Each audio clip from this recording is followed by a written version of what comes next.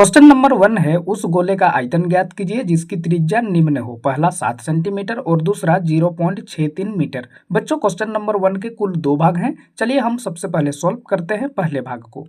तो पहले भाग में हमें त्रिज्या यानी आर का वैल्यू दिया हुआ है 7 सेंटीमीटर। तो मैं सबसे पहले उसको यहाँ पे लिख लेता हूँ, आर बराबर 7। अब हमें निकालना है गोले का आयतन। तो भैया गोले का आयतन का फॉर्मूला होता है 4/3 पाई आर का क्यूब। और बच्चों इस फॉर्मूला को भी आपको याद रखना है। अब यहाँ पर फॉर्मूला के अकॉर्डिंग वैल्यू पुट करते हैं। तो सबसे पहले यहाँ पर हो गया 4/3 गुना में पाई का मान हो गया भैया 22/7 गुना में आर का क्यूब यानी आर का पावर 3 है। ठीक है, तो हम यहाँ पर क्या करेंगे, आर के वैल्यू को 3 बार लिख देंगे। ठीक है, तो मैं यहाँ पर लिख देता हूँ 7 गुना 7 गुना 7। अब मैं यहाँ पर ये नीचे वाले 7 से ये ऊपर वाले 7 को कैंसिल कर देता हूँ। ठीक है, अब यहाँ पर और कोई संख्या मेरी कैंसिल नहीं होंगी। तो मैं यहाँ पर क्या करता हूँ, ये जो 4 गुना 22 है इन दोनों को आपस में गुना कर देता हूँ तो मुझे मिल जाता है 88। उसके बाद यहाँ पर जो ये 7 गुना 7 है इन दोनों को भी आपस में गुना कर देता हूँ तो मुझे मिल जाता है 49। अब यहाँ पर भैया ये जो 3 बच गया है नीचे, इसको मैं इसके नीचे एज इट इज लिख लेता हूँ। अब फाइनली इन दोनों वैल्यूज को आपस में गुना कर देंगे तो हमें मिलेगा 4312। और ये जो भैया नीचे 3 है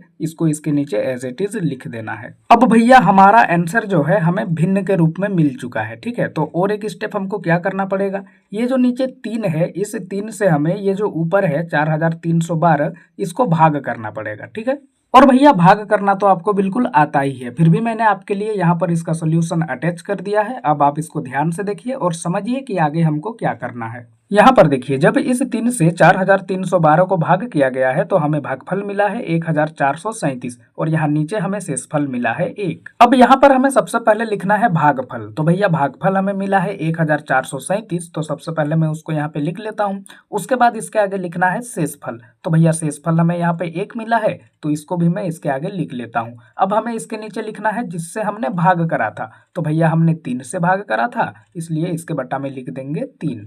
अब हमने हमारे आंसर को मिश्रित भिन्न के रूप में लिख लिया है। अब हम क्वेश्चन को देखेंगे। क्वेश्चन में हमें वैल्यूज सेंटीमीटर में दिया हुआ है इसलिए इसके आगे लिख देंगे सेंटीमीटर क्यूब। और भैया यही हो जाएगा हमारा पहले भाग के लिए आंसर। अब देखते हैं दूसरे भाग को। दूसरे भाग में भी हमें त्रिज्या यानी आर का वैल्यू दिया हुआ है तो मैं सबसे पहले उसको यहाँ पे लिख लेता हूँ, आर बराबर 0.63 मीटर। तो बच्चों सबसे पहले आप यहाँ पर देखिए, ये जो हमारा आर का वैल्यू दिया हुआ है ये मीटर में दिया हुआ है। ठीक है, तो अगर हम इस मीटर को सेंटीमीटर में चेंज कर दें तो हमारा कैलकुलेशन थोड़ा आसान हो जाएगा। ठीक है, तो मैं सबसे पहले क्या करता हूँ, इस वैल्यू को सेंटीमीटर में चेंज करता हूँ। सेंटीमीटर में चेंज करने के लिए हमें ज़्यादा कुछ नहीं करना है, बस इसको 100 से भाग कर देना है। ठीक है, तो इसके नीचे मैं लिख देता हूँ बटा में 100। और ये जो हमारा 0.63 मीटर है इसको हम 100 से भाग करेंगे तो हमें मिलेगा 63 सेंटीमीटर। अब हमारे पास आर का वैल्यू सेंटीमीटर में आ चुका है तो जल्दी से आयतन निकाल लेते हैं। तो भैया गोले का आयतन का फॉर्मूला होता है 4/3 पाई आर का क्यूब। अब इसके अकॉर्डिंग हमें वैल्यू पुट करना है। तो सबसे पहले यहाँ पर हो गया 4/3 गुना में पाई का मान हो गया भैया 22/7 गुना में आर का क्यूब यानी आर के वैल्यू को हमें 3 बार लिखना है। तो भैया आर का वैल्यू है हमारे पास 63 तो इसको मैं यहाँ पर 3 बार लिख देता हूँ। अब यहाँ पर मैं ये 7 से इस 63 को कैंसिल कर देता हूँ तो मुझे मिल जाता है 9। उसके बाद फिर इस 3 से इस 9 को कैंसिल करेंगे तो हमें मिल जाएगा 3।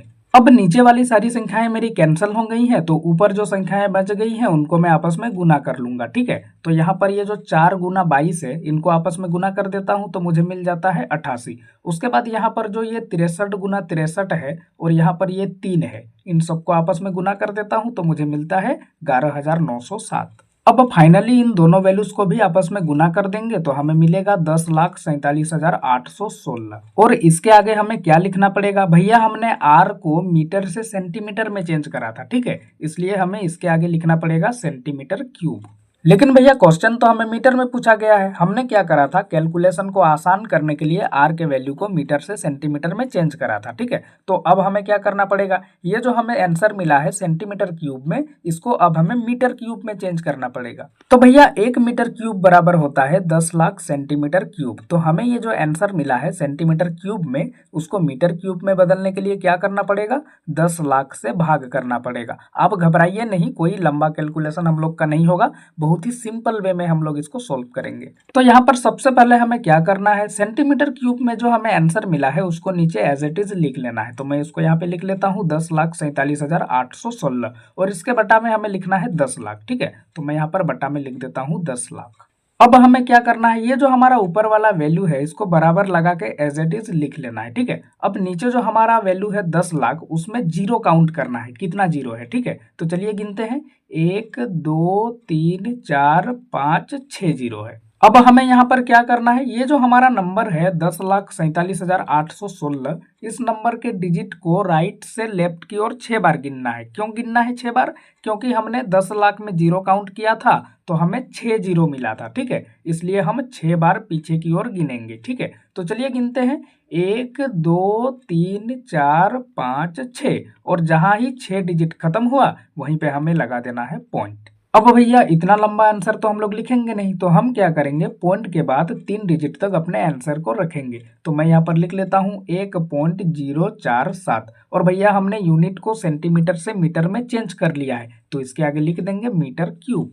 अब ये जो वैल्यू है हमारे सामने 1.047, ये भैया लगभग बराबर होता है 1.05 के। ठीक है, इसलिए मैं इसके बदले में लिख देता हूँ यहाँ पर 1.05 मीटर क्यूब, और इसके आगे लिख देना है लगभग, क्योंकि ये इसका एग्जैक्ट वैल्यू नहीं है, अप्रोक्स वैल्यू है। ठीक है, और यही हो जाएगा भैया हमारा दूसरे भाग के लिए आंसर, और इसी के साथ क्वेश्चन नंबर 1 यहाँ पे हो जाता है खत्म।